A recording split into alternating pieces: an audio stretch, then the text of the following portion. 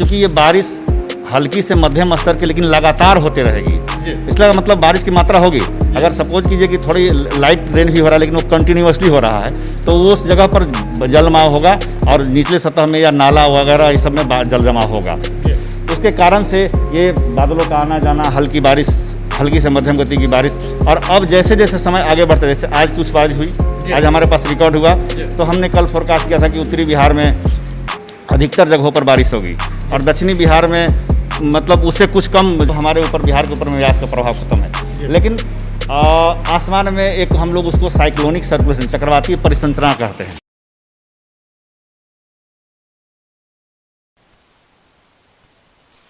पटना में हल्की बारिश फिर से शुरू हो गई है और बारिश की बूंदें पड़ने के साथ ही लोगों की धड़कनें भी बढ़ने लगी है। आपको बता दें कि यास चक्रवात के कारण पटना में भारी बारिश हुई थी, जिसके बाद जल जमाव हो गए थे। भारत लाइव की टीम ने आपको दिखाया था कि किन किन क्षेत्रों में सबसे अधिक जल जमाव है और लोगों का जीवन अस्त व्यस्त हो गया है। पिछली बार भी इस तरह का ही कुछ हुआ था, जिसके बाद क्या हुआ था, पटना किस तरह से जल जमाव में फंस गया था, इसे सबने देखा था, पूरी दुनिया ने देखी थी। इन तमाम मुद्दों पर बातचीत के लिए हम पहुँच गए हैं भारत सरकार के मौसम विज्ञान केंद्र पर। और चलिए यहाँ के साइंटिस्ट से ही जानेंगे, मौसम वैज्ञानिक से ही जानेंगे कि कैसा रहने वाला है पटना का मौसम का मिजाज और क्या अलर्ट रहने की ज़रूरत है पटना के लोगों को। एक कहावत है कि मेरे यार बदल ना जाना मौसम की तरह। यार बदले या ना बदले, लेकिन मौसम का मिजाज कब बदल जाए इसके बारे में कुछ भी कहना अतिशयोक्ति होती है। लेकिन इसके बारे में भी जानकारी होती है और ये जानकारी होती है मौसम वैज्ञानिकों के पास। भारत सरकार के मौसम विज्ञान केंद्र पटना में अभी हम मौजूद हैं। हमारे साथ मौसम वैज्ञानिक डॉक्टर संजय कुमार जी मौजूद हैं, हम उनसे ही बातचीत करेंगे। यास चक्रवात ने पटना पे उसका अच्छा खासा असर पड़ा था, अच्छी खासी बारिश हुई थी, जल जमाव हो गई थी। इसके बाद लोगों ने राहत की सांस तब ली थी जब बारिश जो है रुक गई थी, ठहर गई थी। लेकिन अब फिर से पटना में बारिश का सिलसिला शुरू हो गया है, बूंदाबूंदी शुरू हो गई है। तो सर सवाल ये है कि ये जो अभी जो फिर से जो बारिश होने लगी है, इसका यास चक्रवात से कुछ लेना देना है? नहीं, देखिए, यास चक्रवात का या किसी भी तरह का चक्रवात जो होता है, एक उसकी हम हिंदी में कहें तो उसका एक जीवन चक्र होता है, अंग्रेजी में उसको लाइफ साइकिल कहते हैं। तो एक लाइफ साइकिल का होता है कि वो पहले डेवलप होता है, तो डेवलप जब भी जिस तरह के चक्रवात होता है वो समुद्री सतह पर होता है।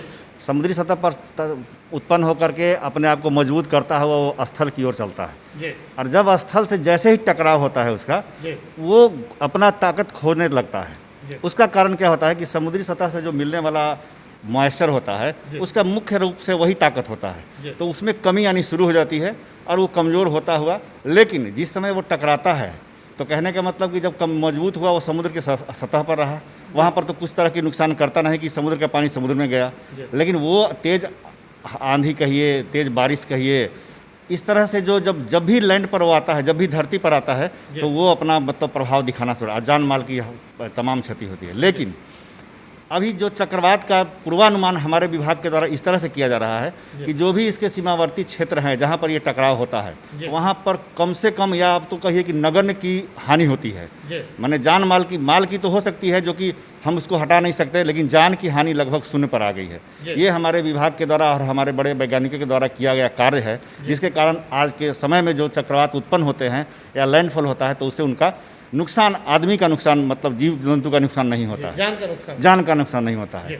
और रही बात कि जैसे जैसे वो लैंड पर आए, अब उनका एक ट्रैक बना रहता है, वो बहुत सारे कारणों से निर्धारित किया जाता है कि ये किस दिशा में बढ़ेंगे। वो कुछ वैज्ञानिक काम है जिसको समझना चाहिए तो समझ सकते हैं, नहीं तो मान के चलिए कि उनका एक रास्ता होता है, तय रास्ता होता है ना, तो उसमें वो बढ़ते हैं। अभी क्या हुआ कि इस समय में बिहार के ऊपर इस तरह से इस समय में चक्रवातीय परिघटना बड़ा कॉमन नहीं है, मतलब सामान्य नहीं है।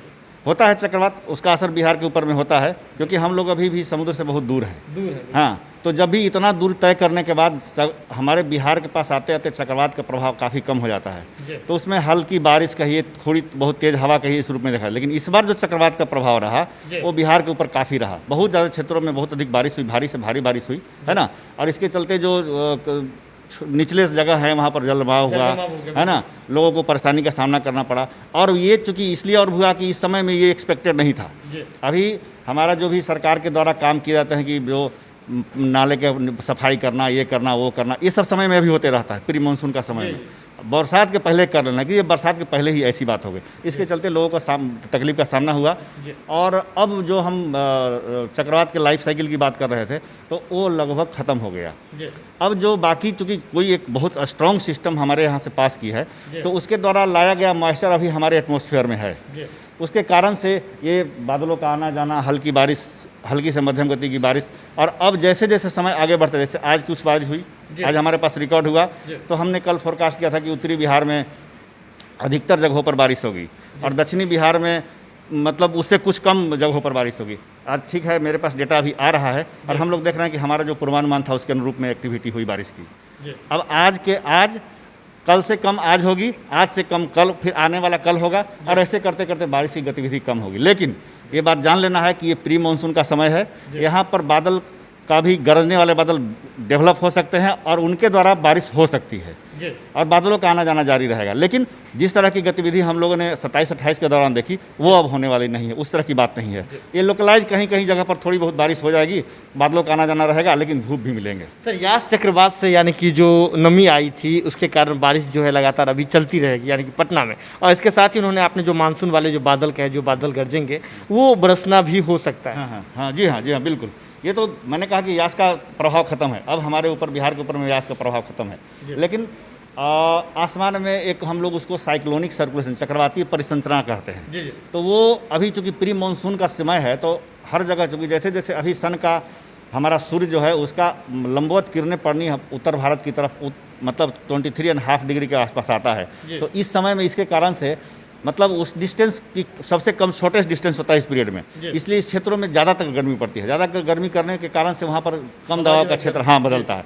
और चूँकि हमारा जो स्थलीय जो सतह है ये एक समान है नहीं, इसमें कहीं नदी है, कहीं जंगल है, कहीं है, तो उसके अनुसार उनमें गर्मी मतलब कभी कब, कभी ज़्यादा, कभी, तो इसके कारण से कभी कोई चक्रवाती परिसंचरण बनता है जो कि मतलब वहाँ के सामान्य जो मौसम होता है उसको में बदलाव आने का कारण होता है। यानी कि अभी पटना के लोगों को फिर भी अलर्ट रहने की ज़रूरत है। ज़्यादा नहीं, लेकिन हाँ अलर्ट तो रहना चाहिए, अलर्ट रहना चाहिए, क्योंकि अगर कहीं ठंडर वाले बादल बनते हैं, गरज होती है, बिजली गिरती है, तो इसके लिए थोड़ा सा आसमान का या फिर मौसम विभाग के द्वारा जारी किया गया जो मौसम की समाचार होती है उस पर ध्यान रखना चाहिए। जी, तो एक बात और सर हम जानकारी चाहेंगे आपसे कि जब पिछली बार जब पटना में जल जमाव हुई थी उस दौरान कौन सी ऐसी परिस्थिति बनी थी जिसको लेकर के वो जल जमाव हो गई थी, यानी कि बारिश लगातार हो रहे थे, रुक नहीं रही थी बारिश? हाँ, ये बात है कि उस दिन भी एक प्रेस कॉन्फ्रेंस हुआ था, हमारे निदेशक महोदय ने बताया था, सब लोगों को वार्निंग किया था कि चूंकि ये बारिश हल्की से मध्यम स्तर की लेकिन लगातार होते रहेगी, इसलिए मतलब बारिश की मात्रा होगी। अगर सपोज कीजिए कि थोड़ी लाइट रेन भी हो रहा है लेकिन वो कंटिन्यूसली हो रहा है तो उस जगह पर जल जमाव होगा और निचले सतह में या नाला वगैरह इस सब में जल जमाव होगा। तो इस तरह की स्थिति अब नहीं आने वाली है। अभी जो उस समय के जल जमे हुए हैं वो निकल जाएंगे, सरकार के द्वारा प्रयास किया जाएगा, वो लोग निकाल लेंगे, तो अभी फिर से उस तरह की स्थिति उत्पन्न होने की संभावना नहीं। कंटिन्यूअस रेन की बात नहीं, अभी वैसे ही कंटिन्यूअस रेन की बात नहीं। तो देखिए अभी हमारे साथ जो भारत सरकार के मौसम विज्ञान केंद्र में हम मौजूद हैं, मौसम वैज्ञानिक डॉक्टर संजय कुमार जी मौजूद थे, तमाम मुद्दों पर अपनी बात बेबाकी से रख रहे थे। उन्होंने सीधे तौर पे कहा है कि मॉइस्चर आई हुई है साइक्लोन के कारण, यास चक्रवात के कारण, इसके कारण पटना में फिर से बारिश हो रही है। ये बारिश का प्रभाव धीरे धीरे कम होगा, लेकिन ये प्री मानसून का समय है, तो ऐसे में जो थंडर स्टॉर्म वाले जो बादल होते हैं वो उनका भी गरजना जारी रह सकता है और उसके कारण भी बारिश हो सकती है, जो एक नेचुरल प्रोसेस है। जुड़े हैं भारत लाइव के साथ, जो कुछ भी अपडेट होगा भारत लाइव की टीम सबसे पहले आप तक पहुंचाएगी। इसके लिए ज़रूरत है कि भारत लाइव की खबरों को यूं ही देखते रहें, शेयर करते रहें और हमारा मनोबल बढ़ाते रहें। बहुत बहुत धन्यवाद। अगर ये वीडियो पसंद आई और वह बिहार के राजनीति और बिहारियत से सरोकार रखेनी तो सब्सक्राइब बटन दबा के चैनल के सब्सक्राइब कर ली। ओजे एगो घंटी बा, ओकरा बटन दबा देला से कुल सटीक और मारक खबर रुआ मुफ्त में मिल जाई। अगर रुआ पत्रकारिता के हमनी के नया प्रयोग में सहयोग कर चाहतानी तो ज्वाइन बटन दबा दी। पेटीएम नंबर नोट कर ली 9386816700। धन्यवाद।